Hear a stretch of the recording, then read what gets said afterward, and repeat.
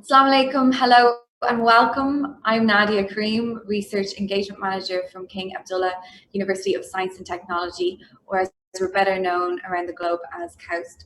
I will be moderating this very exciting webinar today in collaboration with the Asbár World Forum. Since the global outbreak of COVID-19, so many things in our daily lives have changed. With directives coming from politicians, governments, and nations, we now communicate, work, and exercise differently. We wash our hands a lot more than usual, and for some of us, we are now pushed to be in very close proximity with our loved ones, for better or for worse. Around the globe, the coronavirus has closed borders. It has postponed elections. It has brought healthcare systems to the limit.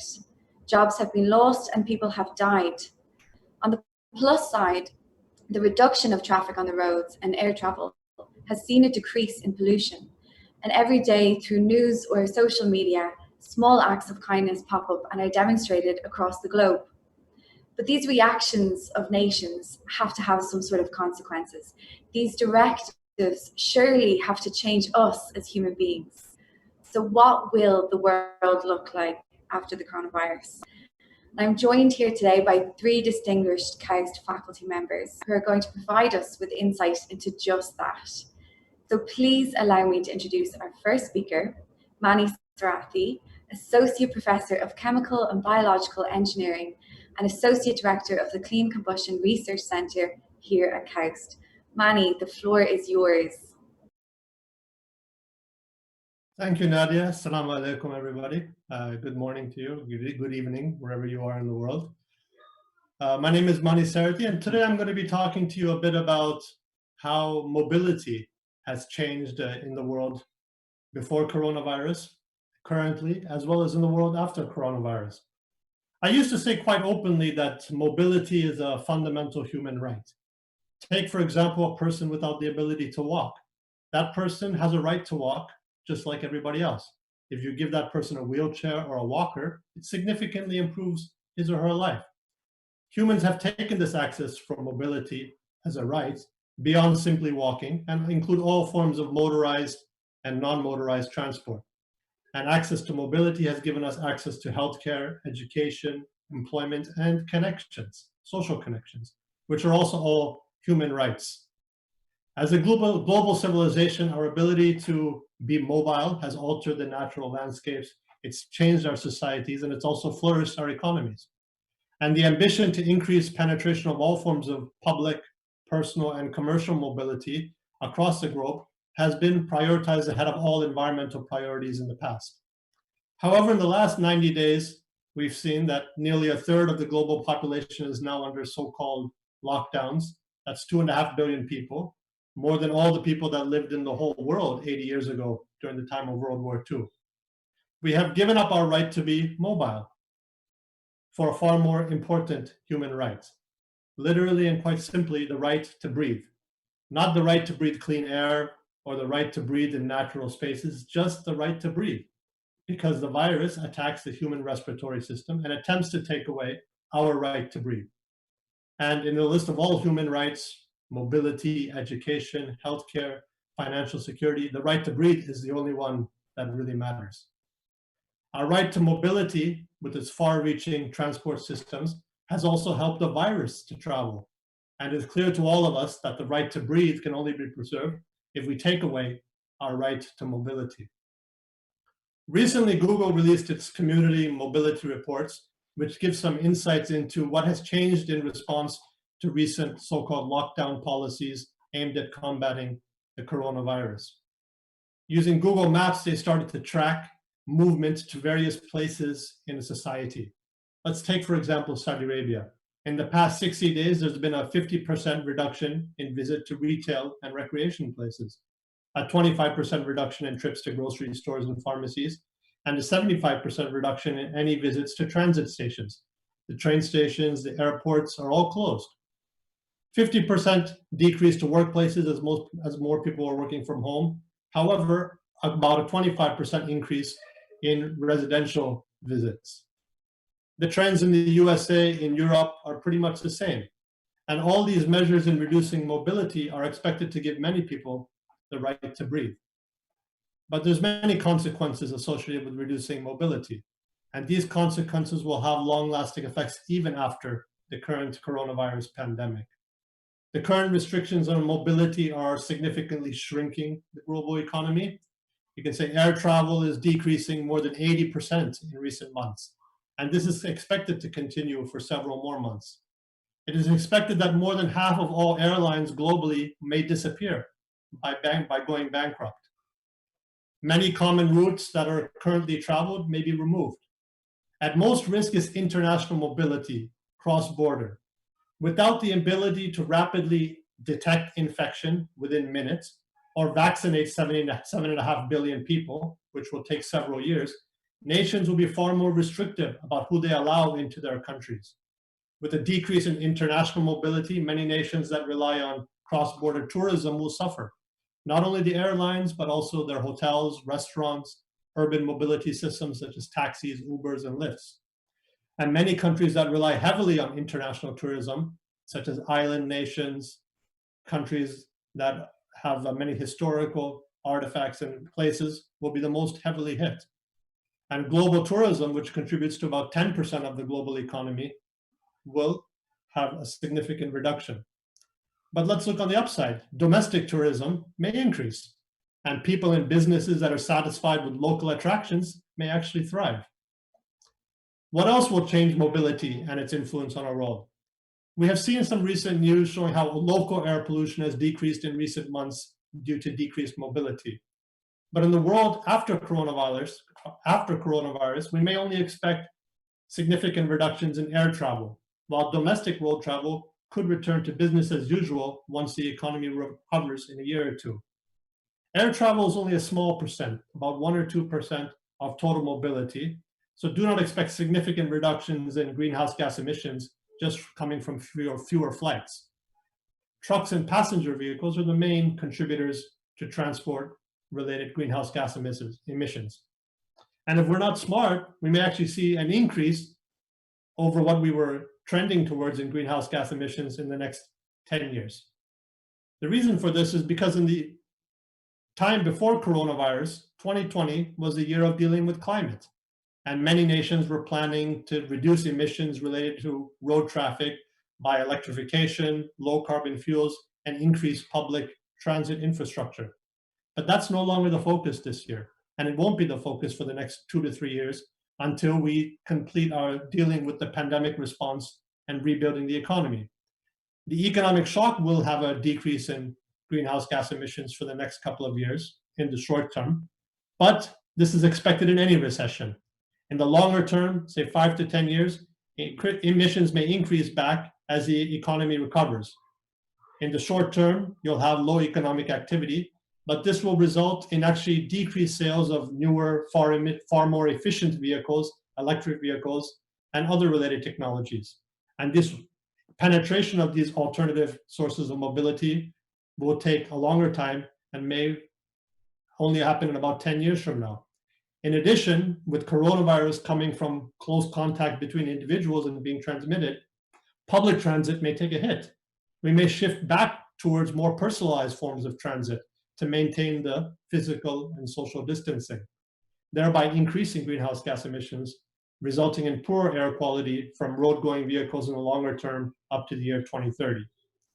Again, we have to be wise about the choices we make as we rebuild the economy and where we put our investments.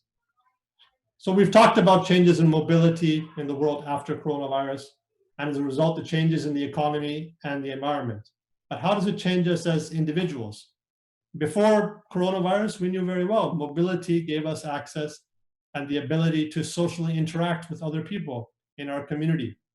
We used to be able to use mobility to escape ourselves and our family, to enjoy stimulation emotionally by interacting with other individuals, a larger network of friends, and participating in large mass gatherings.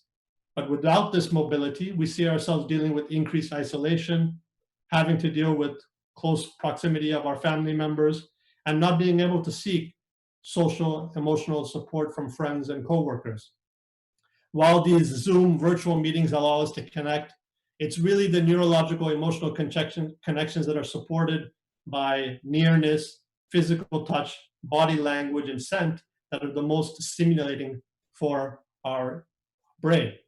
So these virtual connections are useful and beneficial, but they cannot be a substitute to face-to-face connections for our own emotional well-being. Therefore, I think we have to be more resilient and learn how to be happy in isolation and with those in our immediate household. Those who have the ability to be happy and positive in the isolation will be more productive in their work. They'll find themselves better able to adapt with future crises that require physical distancing. So in the world after coronavirus, I think it's going to be more important to teach our young people, our youth, how to be their own best friend and how to be happy in isolation and how to resolve conflicts and have the skills for conflict resolution as they find themselves unable to escape many situations, especially within the home.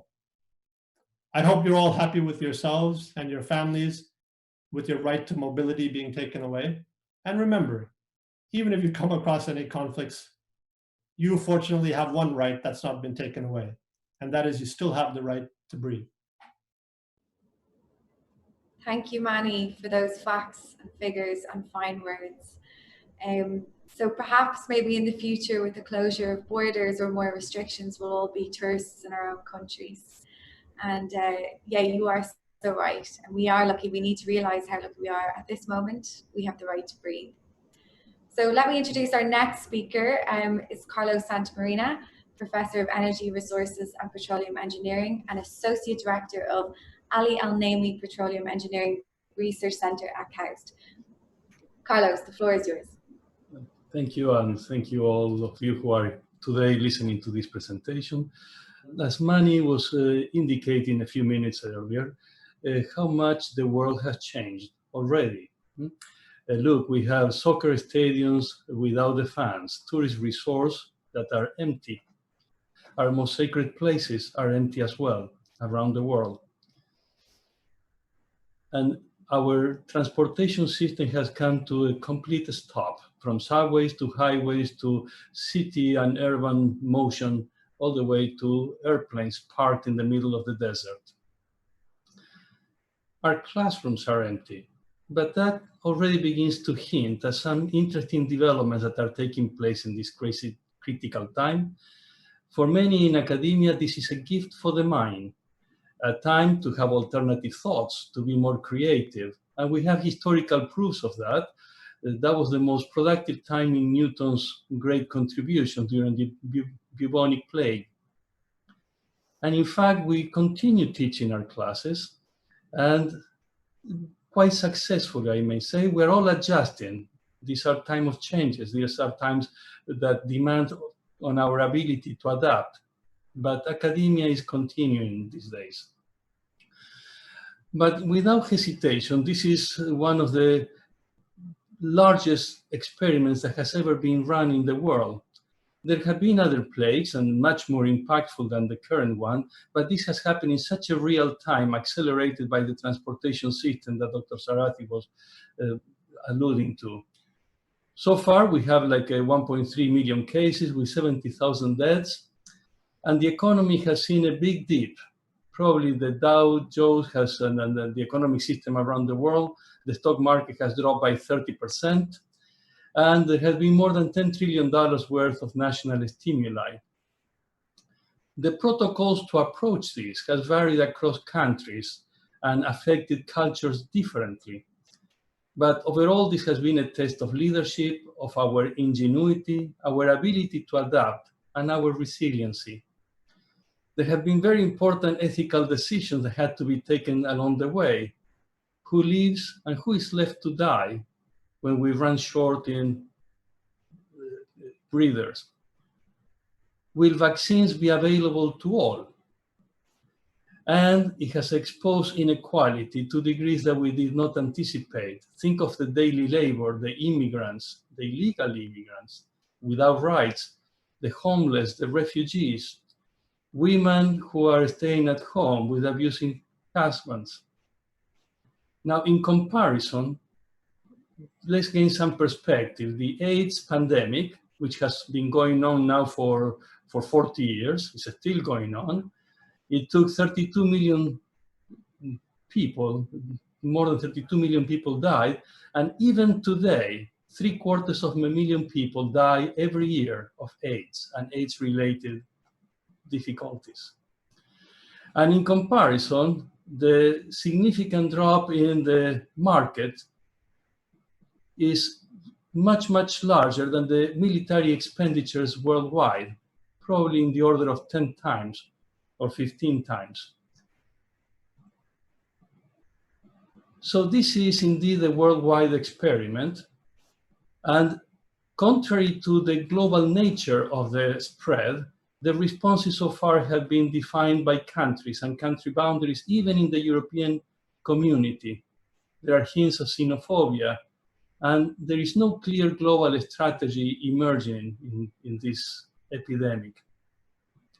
Furthermore, all of us and countries and leaders have had to find a new balance between the erosion of privacy and the increased government control, the balance between individual liberties and collective health, the presence of cameras, of monitoring social media, credit cards, cell phones. The balance between promoting the private sector development of vaccines versus the need to develop cures for all everywhere. Once again, is the balance between making decisions that promote the economy versus decisions that preserve the health and well-being of the population. Ultimately, this is a balance between neoliberal capitalism versus democratic socialism. And the story is still playing out. In fact, we're going to see later on in the US system this year, during the national elections, all these coming alive all over again, similar to the Great Depression. So what are we going to learn from this experience? That is our challenge today. Are we going to go back to the old normal, or there will be a new normal? We will change our lives and the world for the better. It is so important to remember the quote by the economist Romer, who said, "A crisis is a terrible thing to waste." What are we going to learn? What are we going to do? So I asked that question to a group of wonderful young people, researchers from all over the world. As you can see, this is my group here at Kaust. And we went through a series of questions, and these are some of their answers. Think of them as small sensors distributed throughout society, representing their countries from Colombia to Indonesia, from Saudi Arabia to China and South Korea and Lebanon, the US, Australia. This is a wonderful representation of the whole world. So these are some of their answers. In fact, they were able to identify important positive consequences of this pandemic. They were all very touched by global solidarity and within our communities. We recognize that for once, the service providers, the garbage collectors, the staffers at supermarkets, etc., they are not invisible to our eyes. In fact, we have welcomed them with gratitude and admiration. We have regained the value of friendship and family, the importance of adaptability, endurance, and frugality. Frugality was a major outcome of the Great Depression. As researchers, we have seen a spark of creativity, given the opportunity of time to rethink. And the fact that we had to close our laboratories means that we had to reconsider whether actually those were the most important experiments and research questions. And hopefully we're going to go back to our labs with renewed interest and deep questions. This has been also a major time to promote distance learning. We had the technology now for decades, but this is the time that we had to actually deploy it in a massive way. And there is lots of evidence that with the reduced CO2 emissions that Dr. Sarathy was referring to, there has been great improvements in air quality. Now there are negative consequences. Once again, the mismatch between the global spread and the nation-centric responses, the exacerbation of the impact of inequality, and this manifests once again in our ability to educate, because distance learning requires technology which the poor do not have access to.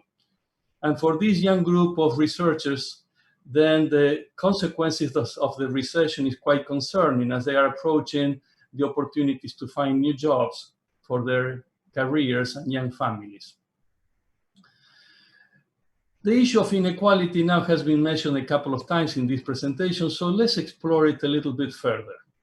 Each point on this plot represents a country, and this is the total energy consumption worldwide. As you can see, there are some significant jumps, and those are countries that have typically large populations and large energy consumption per capita. So let's add names to this chart.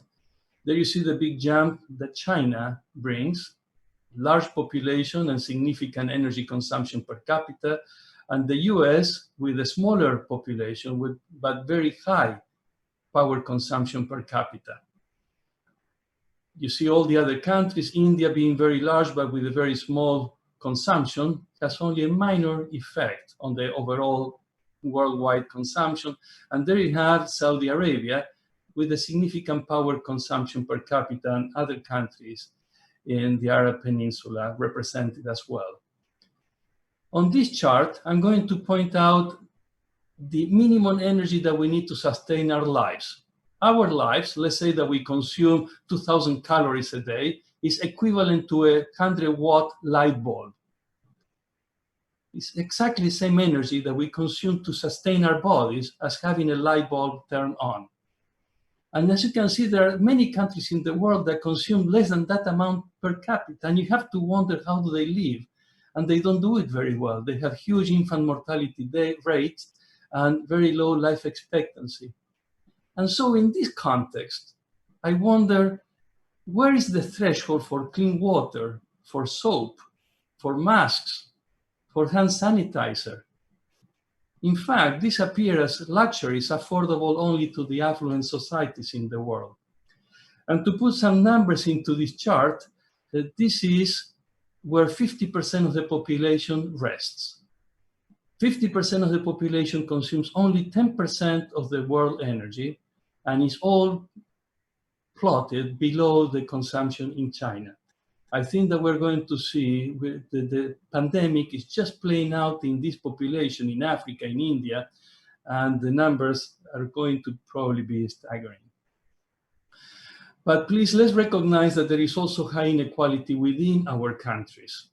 This is a plot of inequality in the different countries of the world, a histogram. To the left are the most equalitarian countries, Iceland being an example.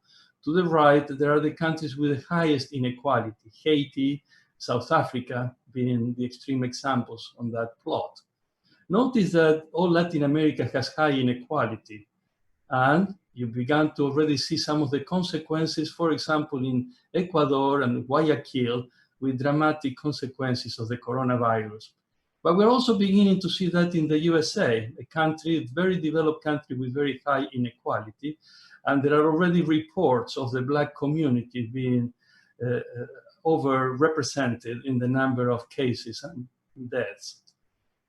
There you see the Kingdom of Saudi Arabia with a significant inequality, yet with great possibilities to address the social needs at present.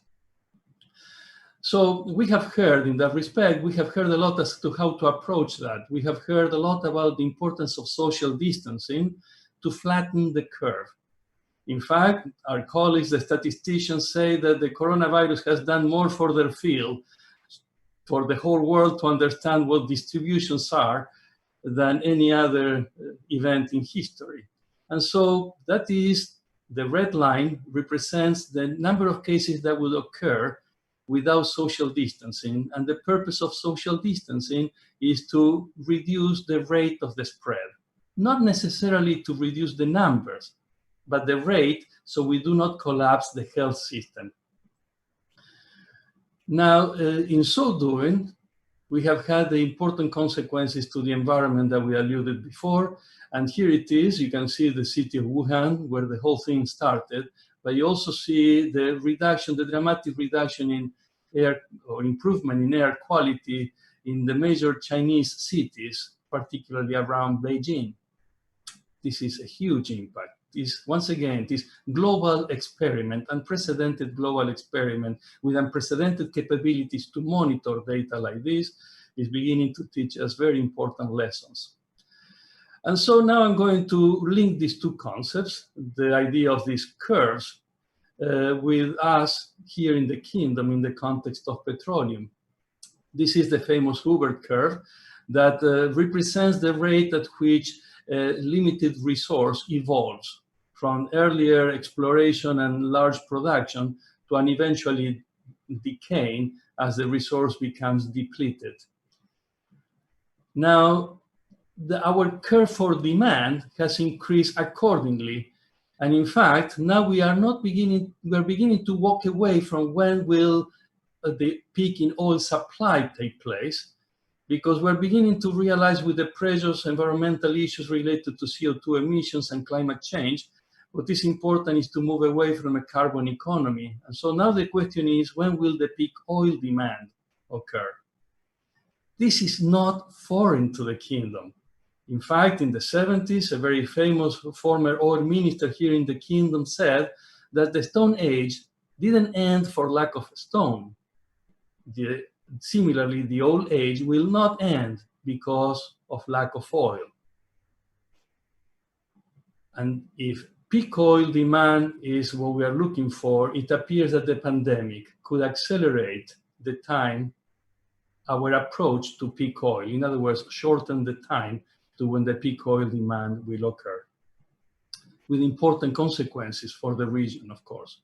So how long will the consequences of this pandemic last? And let me take it from an economical point of view. Here I depict the evolution of the stock market, and you can see the consequences of the Great Depression, the oil crisis and the oil embargo in the 70s, the Great Recession because of the market collapse, of the housing market collapse, and all the consequences in the financial crisis, and now the coronavirus at the very end.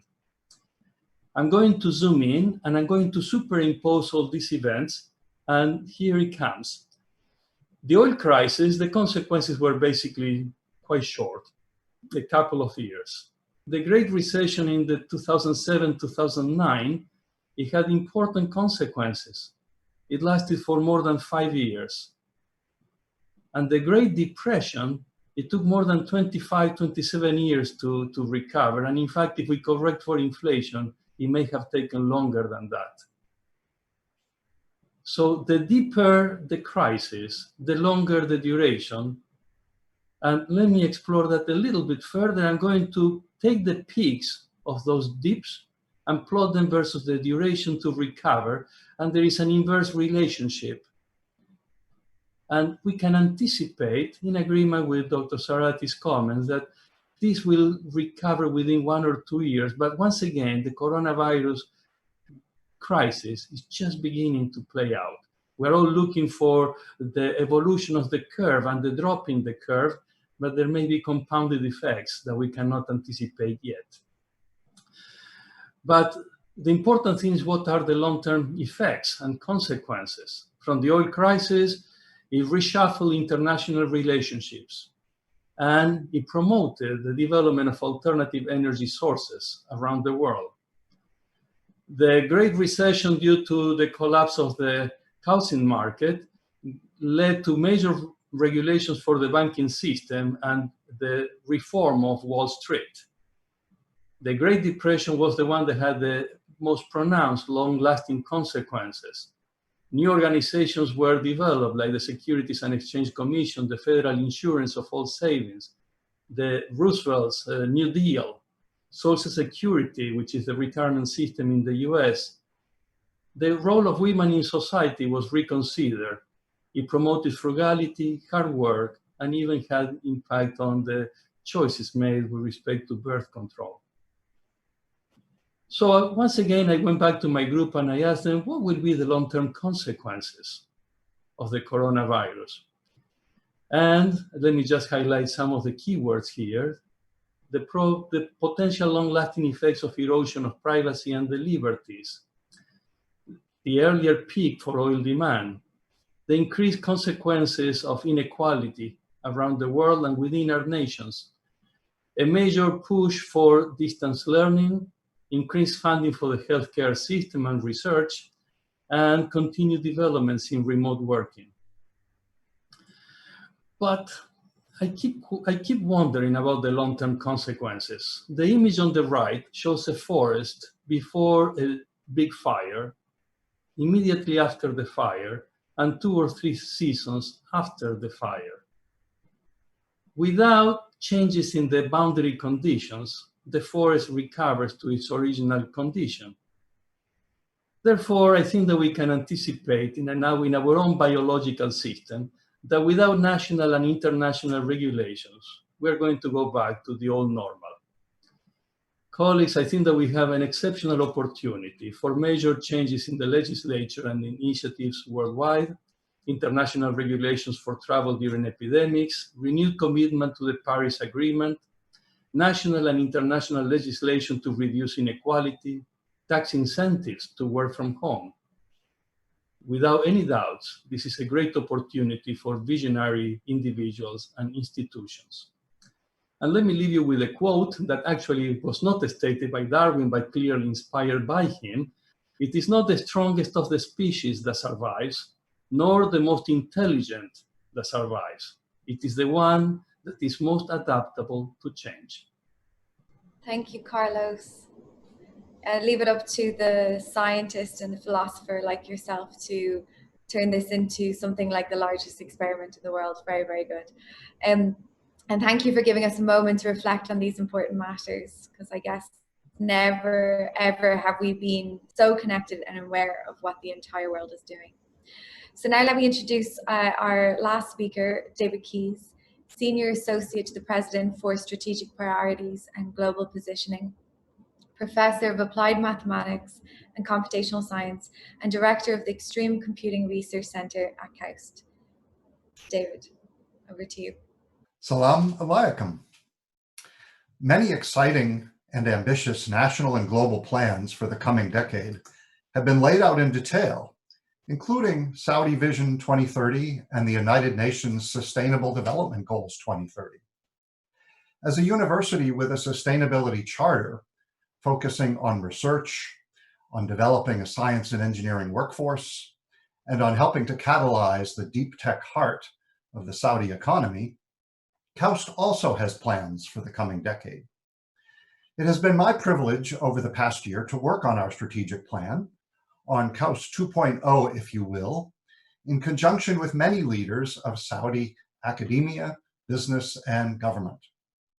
KAUST's plans are well integrated with Saudi national initiatives, including supplying technical building blocks for the coming circular carbon economy, the Red Sea Tourism Project, and NEOM. Their sustainability goals are as relevant as ever, and we must achieve them, but the world's ability to pursue such goals has been interrupted. All human civilization, including higher education, has been humbled. It is now our collective job to adapt our plans. When the playing field is leveled, and while much of the world is paused, newer players have as strong a chance to emerge as leaders as the established players. This represents a major opportunity for newer universities like KAUST and for newer G20 economies like Saudi Arabia's. My purpose is to describe some of what we are thinking about for KAUST after the coronavirus. My conclusion is that this pandemic should not be seen as a disruption that forces us into different objectives, but as an accelerator for directions we had already chosen. Moreover, the coronavirus is a galvanizer. We have witnessed around the globe that it can be a divider, but it can also be a uniter. KAUST should be able to emerge robustly into this new era, but its opportunities will be shaped in part by how other universities and other institutions emerge. So we need to touch briefly on a range of issues. I am not an economist or a social scientist, so to predict the conditions into which KAUST will emerge, I will first review what some other thinkers are extrapolating, then suggest some responses. Our world will be substantially changed with some losers and some winners. All of us in this forum want, of course, to be big winners, not simply for ourselves, but because the world will rely on the winners to help the losers. When the winners pull up the losers, they earn a chance to lead in the emerging world order. We start with a changed economy. Remote working will have been proven successful for many white-collar professionals, and after initial adjustments, remote working will remain an attractive option for many individuals and their employers, who will save on expenses and commuting time and be more productive. However, many interrupted jobs cannot be done remotely and will return slowly due to economic slumps. For example, as Mani observed, jobs tied to mobility may not fully recover. On the other hand, there may be a rebound to make up for lost time in sectors that can afford it and are eagerly awaiting for mass global mobility to return. The very highest end of these industries will bounce back. Fortunately, this is where some of Saudi Arabia's travel and tourism future was already focused, as in the Red Sea Tourism Project and Amala. Some domestic agricultural and blue-collar service providers will emerge with greater respect after economies have struggled to do without them. But many employers will plan not to hire back to the same levels. Having been shuttered by worker lockdowns, they will not waste this crisis, as Carlos advised, but will use its cover to rebuild as robotically as possible. Manufacturing, construction, and shipping jobs were already becoming robotic at a rapid rate with new capabilities in artificial intelligence. The displacement of such workers by robots will accelerate. There will be a shift of human ambition to rise higher on the skill chain for economic security, which will require more higher education. Societies will also upgrade for the essential service of a digital economy, universal basic internet access. Society will be different in both subtle and drastic ways. Reunited families and friends may become closer, but among strangers, some psychological distancing will remain even when physical distancing is no longer required. Crowded environments will continue to raise caution. High-density urban architecture, which was in favor due to environmental and economic efficiency, may be discouraged. Social recovery may rebound with new goodwill out of economic necessity or genuine sympathy. Publicity-conscious organizations are likely to place a premium on fair treatment of employees and on projecting that appearance. Globalism could also evolve in two opposite directions. Countries will have become effective in restricting their borders and restricting some internal movements. The digital and physical infrastructure to enable this will have been put in place and will not readily be dislodged. This must be reckoned with by multinational organizations, including research universities. There could be new international cooperation in fighting global disasters, since biology and climate change do not stop at borders. And healthy neighbors promote a healthy self. On the other hand, there may be more global jockeying for limited resources. Old alliances may weaken and new alliances may strengthen, based less on ideology and more on survival. The international reputations of countries may wax or wane after the pandemic based on their resilience. Countries like Saudi Arabia that responded quickly, resolutely, and generously for the net good of all residents may receive a big reputational boost. Countries that dissolved into rivalries, vacillated, and let the disease run away due to non-comprehensive and discriminatory testing and mitigation may lose reputation and soft power. This could affect the attractiveness of countries for many purposes, including for pursuit of higher education. If this spectrum of possibilities seems too drastic, consider how drastically the world has pivoted in just 3 months, with individual countries pivoting within single months. Think of the new words in our collective vocabulary: virtual work, personal protective equipment, social distancing, flattening the curve, Zoom bombing, and the corona apocalypse. So, how should a research university adapt to the world after the coronavirus? Universities concentrate what sociologists call the creative class, that small fraction of the total population that generates the ideas that transform the whole. Strategically, research universities should observe trends in the demand for the creative professionals they train, the intellectual expertise they stock in their faculty, and the research equipment that they acquire and maintain. Operationally, research universities should adapt like any efficient organization. However, universities are unlike most businesses. They do not operate at a profit, issue stocks or dividends, or seek steady year-upon-year growth in, for instance, the number of graduates. They would rather curate a small number of top students than mass-produce mediocre students. They choose their targets and invest long and deep in basic discovery without a timetable for payoff, based on the excitement at the intellectual frontier. Statistically, such investments pay off in translations to world-changing inventions. For example, the World Wide Web was invented in 1989, 31 years ago, by particle physicists who wanted to share data internationally. It happened to become a tool for mass communication, commerce, entertainment, understanding of human behaviors, and now maintaining economic progress and social cohesion during a highly contagious global pandemic. To do what they can uniquely do, universities must resist simply tracking fads.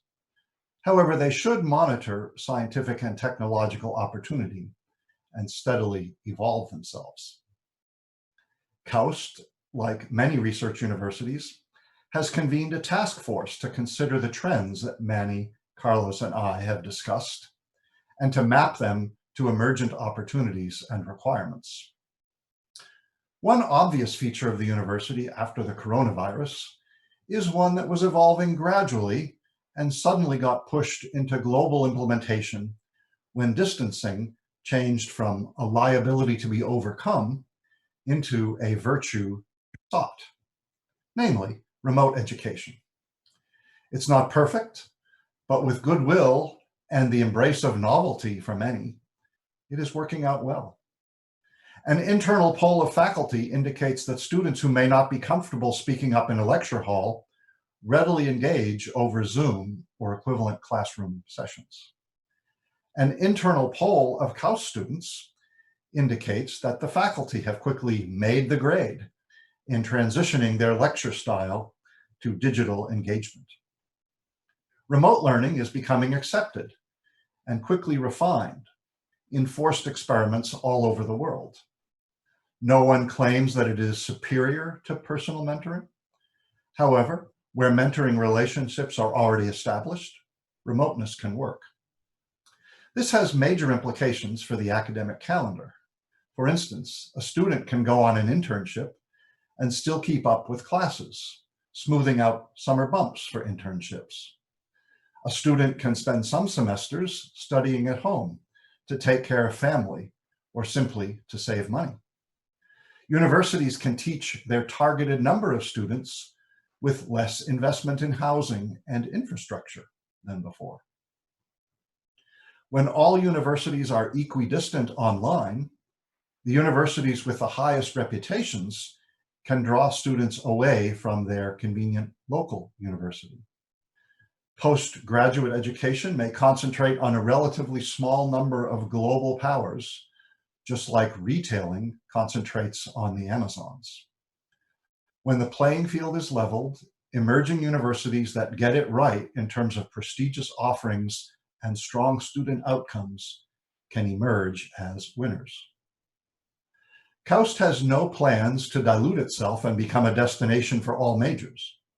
But in its sustainability mission areas of energy, environment, water, agriculture, and the digital environment, KAUST, with its highly ranked faculty and strong student placement, intends to be a winner. At the graduate level, seminars have overnight become global events. Once the technology and cultural expectations exist to Zoom seminars to next-door neighbors, they can as easily be Zoomed around the globe. A KAUST PhD defense last Sunday involved an external professor examiner from Stanford University. A PhD defense last Monday was delivered by a KAUST student who is stranded in China. Both were real-time with graphical slides broadcast to all and live questioning. Neither missed a beat over 2 to 2.5 hours. Research was already becoming globalized, though recent intellectual property concerns had begun to inveigh against it, particularly in the US-China relationship. But to combat the coronavirus, research has just become unprecedentedly cooperative and aterritorial. As noted, the World Wide Web was originally invented to share data from the CERN particle collider. It is equally well honed for sharing medical data and papers and for telepresence. On the other hand, laboratory research has become more restrictive during lockdowns and social distancing. At KAUST, only experiments that would be difficult to restart are being accommodated now to conserve supplies and procurement capacity for long-running experiments and to thin out the laboratory population. But globally, some laboratories emphasizing throughput of established technique versus the design of new technique were becoming more robotic already, with instruments that execute, interrogate, and report the results of experiments, even on farms of mice. Research was also already becoming more computational, with the disciplines of simulation and big data analytics joining theory and experiment to make up 4 means of discovery. Modern science was born when Galileo insisted that just 2 means of discovery, theory and experiment, be brought together to corroborate. Each had to be refined using the other until they agreed. Now there are 4 means of discovery. KAUST was created downstream of the revolutions in simulation and analytics with a world-class top 20 supercomputer, the most powerful owned and operated by a single university. As a result, more than half of the recruited faculty run on the supercomputer, an outrageously high percentage that is probably unmatched by any older major research university. Therefore, when experimentalists all over the world shuttered their laboratories for the pandemic pause, half of KAUST's researchers continued to simulate and analyze from their homes. Among students, interest in certain fields will increase because of their usefulness in adapting to campaigns against future epidemics, applied biology, medicine, environment, while others may decrease in terms of attracting majors. It is clear from our earlier discussion that robotics and artificial intelligence will play major roles in rebuilding the post-COVID economy and society. So it is gratifying to report that KAUST had launched initiatives in AI and robotics before the coronavirus entered our vocabulary. Similarly, for initiatives in smart health, smart agriculture, and smart cities, which are hybrids of artificial intelligence with, respectively, medicine, food, and mobility and energy. Alignment with NEOM had already induced these initiatives, and now the coronavirus will further shape them. KAUST is already very strong in the biological sciences and the engineering sciences, which enabled its faculty and its laboratories to pivot quickly into several efforts to understand, trace, test for, and mitigate the devastating effects of the current coronavirus. Our KAUST Coronavirus Rapid Research Response Team, or R3T, consists of 8 projects in biology and artificial intelligence that started up nearly overnight when laboratories considered non-essential were shut down around the world. We have been nimble in directing our repositories of basic knowledge and human expertise into coronavirus applications. 2 of the projects KAUST is developing are fast tests for the viral infection that can be done directly in the field without sending swabs back to a laboratory and waiting overnight. Another is developing a finger prick blood test to identify both immune patients who can donate their blood serum and the famous super spreaders who are asymptomatic but highly contagious and who must be isolated. A 4th project is complementing genetic approaches by applying artificial intelligence to CAT scan images of lungs to aid radiologists in evaluating patients. So, 4 projects focus on testing.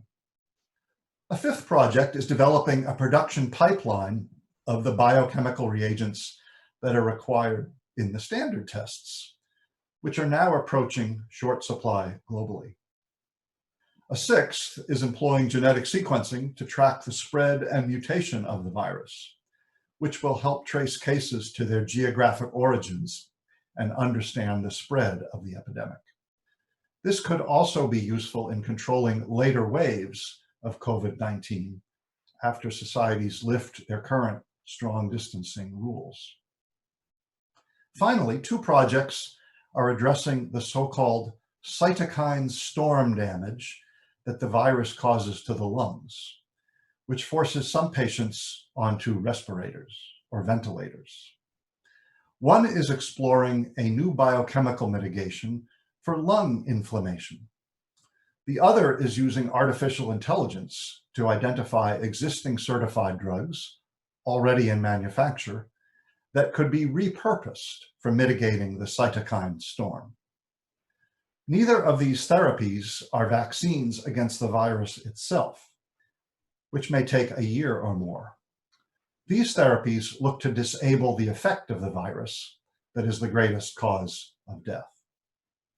Please write down and later Google KAUST R3T to find short descriptions of these 8 projects and even early papers. KAUST did not have to hire these Saudi-based COVID-19 fighting faculty overnight, and the faculty did not need to wait for proposals to be funded to begin work. There was no time to hire new postdocs and no time to build new labs. These 8 teams were already engaged in basic research that could be quickly repurposed. This is the value of a mission-oriented national laboratory, a role which Saudi Arabia may look to KAUST to fulfill post-coronavirus in other ways. It is not just biologists that have gotten into the act. A crash project to design and prototype ventilators was offered to KAUST by the McLaren F1 racing team, with which 2 KAUST faculty teams were already collaborating, including Mani's, incidentally. Overnight, 14 engineering faculty signed up to join the campaign. KAUST faculty are also preparing talks on epidemiology and viral phenomenology for the general public. This week, a different group of 3 KAUST faculty hosted an hour-long virtual science cafe, not unlike what we are doing here. Their goal was to counter false information about the epidemic with easy-to-understand scientific information.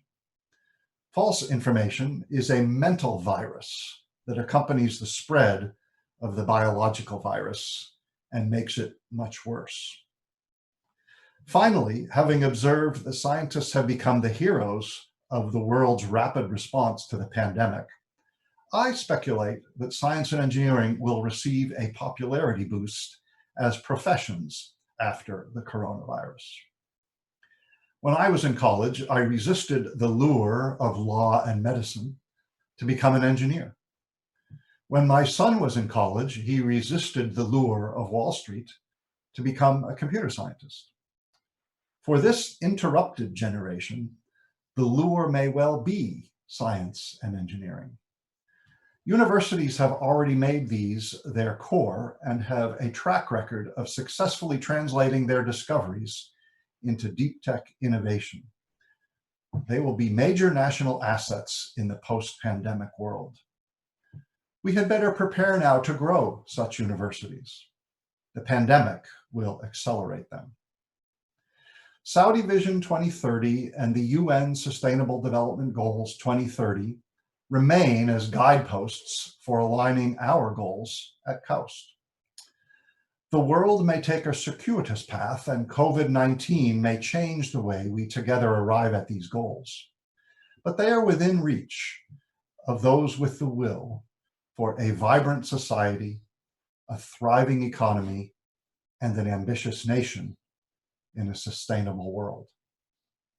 Shukran. Thank you, David. And I think it's very true to say from that, as humans, we are definitely reactive and we are adaptable. And it's funny that you mentioned about virtual meetings, because Saudi Arabia are hosting the G20 this year. And just at the end of March there, they hosted the first ever G20 virtual summit, which was chaired by King Salman himself. So we are in an outstanding era in terms of technology at this moment in time. So I am conscious of the time that we have left, and we'll move on to the question section now. So we have received some questions from our listeners. First one is actually for you, Carlos. How do countries differ in their response to the coronavirus economic crisis? Like, what are the lessons learned from countries such as South Korea, China, Taiwan, and Saudi Arabia? Oh, okay. First of all, it is interesting to realize that probably a common attitude from most countries has been to ignore the lessons learned from other countries. And that is something that hopefully we are going to learn after this event. That being said, I think that we can group the different reactions in mandatory lockdown, that was China and eventually Italy, massive testing and invasive monitoring of potential carriers. That was the one that was led by South Korea, which, by the way, it was already institutionalized, because when they had the outbreak of MERS in 2015, they passed law to allow the country to take such an invasive approach. Now, let's recognize this will be almost impossible to implement in European countries or the US because of the invasive nature of this technology, this approach.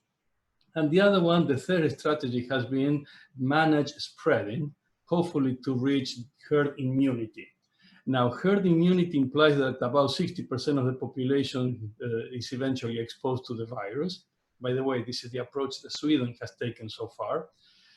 And if you think of the mortality rate, 60%, 30 million people, just to make round numbers, this would bring the number of deaths in Saudi Arabia. Would Saudi Arabia take that approach? It has not, to about 30,000 deaths. Now, there are advantages. The game that the different countries are playing is that there are advantages in herd immunity, meaning that you can put the population back to work and to reactivate their lives thereafter without the potential consequences of a resurgence of the epidemic. So I think that there are three major differences, three different approaches. But besides the approach, we also have to recognize the different cultures where these approaches have been taken. Consider social interactions. They are very different in China or in Nordic countries and Mediterranean countries. The fact that Italy has an old population, that typically grandparents live close or within the same family as the younger generations. The fact that there are certain cultures that are more willing to obey the laws towards national interest, and others tend to exert more civil disobedience. How they trust their governments. population density. Imagine the slums, the mega cities and the slums in mega cities. We're going to see that play out very soon in countries around the world. It has already to some extent. And also pre-existing health conditions. The incidence of diabetes, obesity. So all these are going to exacerbate. So as we look at the different strategies, we also have to recognize the pre-existing cultural patterns in the societies. Thank you, Carlos. Our next question is for Mani. Mani, with regards to your talk on mobility and the closing of borders, perhaps for a long length of time, what does this mean for transportation of goods and such? Will there be more restraints? Yeah, I think it's a very good question. So besides, we talked a little about air traffic and road mobility, but the last major form of mobility is marine or maritime vessels. And mainly maritime vessels are moving goods across the world. Not only finished goods, but also raw materials, intermediate to chemicals and supplies used for manufacturing, as well as finished goods, even things up to automobiles, toys, all kinds of things that we use in our daily lives. Now, even before the global pandemic was announced and many countries shut down, I remember I was in Riyadh at one of the G20 meetings in February, and we were talking about the circular carbon economy, and there was people from Germany, from BASF, and also from SABIC and Saudi Arabia and Europe, already talking how only a shutdown in China had already destroyed all their supply chain for the first quarter of this year, and also anticipated impact on their supply chain well into next year. Look at the automobile industry, Volvo in Sweden. We talk about how Sweden is in work, but actually Volvo trucks and Volvo cars are shut down. All employees have been laid off and paid by the government for 6 weeks because there's nobody to buy the cars. Even if they're making the cars, nobody will buy them in China, in Asia, where they need them. So even before the global pandemic and many countries shut down, already countries in Europe and North America were feeling the hit of the supply chain being impacted by the closing of manufacturing facilities in China. Now, so what they already at that time were thinking about is how to localize their supply chains, make it more possible to get goods manufactured completely within Europe using materials that are locally available rather than relying on international supplies of the intermediate goods. So I think in the future we will see a reduction in supply chains so that things can become manufactured more locally. And I think with what Professor Keys mentioned, automation, 3D printing, these things have already been thought about and may now just be accelerated going forward. However, we still should keep in mind maritime vessel transport is a small fraction, again, of total global transport. Indeed, it is polluting a lot in terms of the fuels that they use, but in terms of the overall impact on greenhouse gas emissions, maritime shipping is still relatively small. But again, it might be an opportunity for this sector to decarbonize faster, given that they have probably less international shipping that they'll have to deal with in the future. Brilliant, Mani, thank you. David, a question for you, and it's actually probably a good question following on from what Mani just said. So, what are the effects of this crisis on future scientific research, and will governments give importance to research and innovation? And I guess maybe just a follow on from that, will we see more investment in R&D? You know, will there be more of an R&D focused Saudi Arabia moving forward? Give us your thoughts on that. I think so. I think science and engineering will become a more prestigious and a more rewarding career. Funding will become more stable. I think there is a temporary setback. Some data windows, for instance, on environmental monitoring experiments or on physics experiments that involve large facilities. There are many scheduled experiments that are being delayed, or even the opportunity to make the observations is being lost. So science will suffer from this shutdown, but it will rebound in a very resilient way. It will be more computational, more robotic. It will still require the most creative and passionate humans. And a saying that I always like as artificial intelligence looms on our horizon, is that it will not replace scientists, but scientists that use artificial intelligence will replace those that don't. So science will be transformed, and I think it will continue to attract investments. I expect that all countries will want to create an indigenous effort in virology, just as they do in cybersecurity and in military. When the chips are down, these are not the kind of subjects that you want to leave to other nations to supply as mercenaries. So yes, I'm optimistic that this society, which has the ability to invest and the will to pursue many world-leading projects, will be a very good one in which to be a scientist or an engineer. Thank you, David. Our next question is for Carlos. Is the coronavirus crash worse than the 2008 financial crisis? Okay, if you look from the point of view of the market drop, the market right now, if you avoid the very low peak of a pandemic on March 23rd, of the panic on March 23rd, then it has dropped on average, let's say 30%. During the meltdown of 2008, 2009, it actually reached 50%, almost 50%. So it was a deeper crash. But, and there are some common consequences. For example, increase in unemployment. There has been a drastic increase in unemployment already. And I think that we're going to see more bankruptcies coming up, like not as many as the financial crash. Some differences. This one has happened so fast. It has happened in the course of a month and a half. The one in 2008 took a year and a half until it reached its bottom. But of course, we still don't know how far down we can go. And I can say more about that.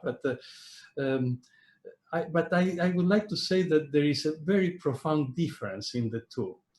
This one is happening during a time of fairly stable economic situation of growth and with solid fundamentals. And this is triggered by the spread of a virus. The disease is a biological disease. The crash of 2007, 2008, 2009, the disease was in the financial system. And that is a very fundamental distinction to make, and it took a long time to recover in part because of that. Now, what we don't know are some of the, we don't know what we don't know. And for example, we don't know whether there will be any coupling effect coming up. Let me give you a case in point. Boeing had 2 crashes of the 737s, and but somehow the value of Boeing was holding on quite high. Now, this one came as the last straw, and we saw a dramatic collapse in the value of Boeing.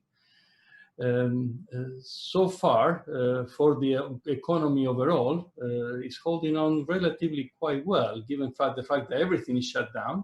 The value has dropped about 30%. But would there be any other unexpected natural catastrophe or political turmoil that could exacerbate the situation? We don't know yet. Hopefully not. And I think that we will come out of this with proper herd immunity, ready to push again the system through. Thanks, Carlos. So the two really are quite different, and there's a lot about this virus that we really just don't know yet. Another question for Mani. Will clean energy be one of the directions that will be focused on for the future? That's a very good question. I think before this coronavirus crisis and of course the ensuing financial downturn, indeed, clean energy was a focus of many countries. It was aimed to be the focus of the G20 this year in Saudi Arabia, and it will continue to be one aspect of the G20 discussion. Of course, it was also the major discussion in the climate meeting that will happen in London later this year. So clean energy was, I think, a major focus, but I think as in any financial downturn, any type of new infrastructure development will be slower to take investments. It will take some time for the economy to recover, maybe a couple of years. And at that point, governments will have to make a decision. And I think it's going to depend on each country, what decision, which pathway they take. In the past, some countries in the period of a financial downturn and decreased oil prices and energy prices invested more in traditional forms of energy so they could rebuild their economy faster. However, we saw in North America and US actually, the Obama administration put a lot of investment into alternative forms of energy, new types of buildings and home construction mandates, which allowed homes to be more efficient and building to be more efficient. So again, it depends on where governments aim to spend all their money, their infrastructure development projects, once they come out of the recovery.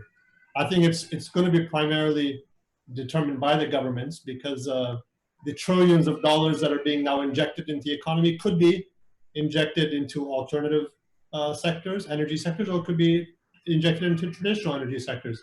It could be developing new infrastructure for energy, or it could be going into building more roads, which would increase road mobility.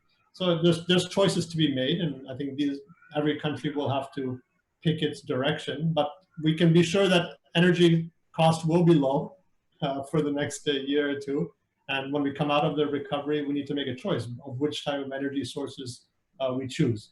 And for those 10 million people that might be unemployed in different economies, they're not going to have much money to invest themselves into newer types of energy solutions. So they're going to not take high gas prices. They're not going to take more tariffs on their energy. They're going to require, for their own benefit and their own lack of employment, their own financial security, solutions that the government is investing in a large scale so they can have access to it in an equitable way. Excellent, Mani, thank you. And I guess just maybe as the G20 is this year, and one of the thrusts is circular carbon economy, maybe we could think about, could we have these meetings over Zoom in the future? But also not forgetting what you said in your discussion, that face-to-face contact is very important as well. So I think just in the interest of time, I will leave it there for the questions. And before I close, I ask all three of you, is there anything more that you would like to say? Just thank you for this opportunity. It's not something I would have reflected on as thoroughly had you not created this forum, and I'm very grateful for the insights of my colleagues and for this opportunity to address more. Brilliant, thank you. I second. You know, my only final comment would be we need to find a way to make the presenters more nervous, because every time I give a presentation in front of a real audience, I'm extremely nervous, my heart is thumping, my palms are sweating. But today it was so relaxing. In any Zoom presentation, we get a lot of slack. We take it pretty easy. So I think this is a way for the future, how we're going to make the presenters more nervous in the virtual meetings. Yeah, and to follow on from that, before we actually started this webinar, we talked about what people are wearing from the waist down. That's what you don't see right now, huh, Carlos? We had touched on that before. Carlos, do you have any last words that you'd like to say to us? No, I think that we are going to come out of this. Let's be wise and let's make out of this challenge a great opportunity to grow. Thank you. And I just want to thank all three of you for taking this time out to speak to us today. I really enjoyed all those three talks, and I think we've touched on everything from the economy to the environment, research, all very relevant to the kingdom. I'm very proud to be part of this institution that has three such individuals like yourselves associated with it. And I think the world after coronavirus, I think it's fair to say that we might appreciate the smaller things in life and be a little bit kinder. So just to reiterate, if there's any, for our listeners, if you're interested in any KAUST research regarding COVID-19, please Google R3T. And to just reiterate what Carlos said, remember that a crisis is a terrible thing to waste. And then in the words of Professor Mani Sarathy, right now, at this moment, you have the right to breathe. So thank you, stay safe and stay at home.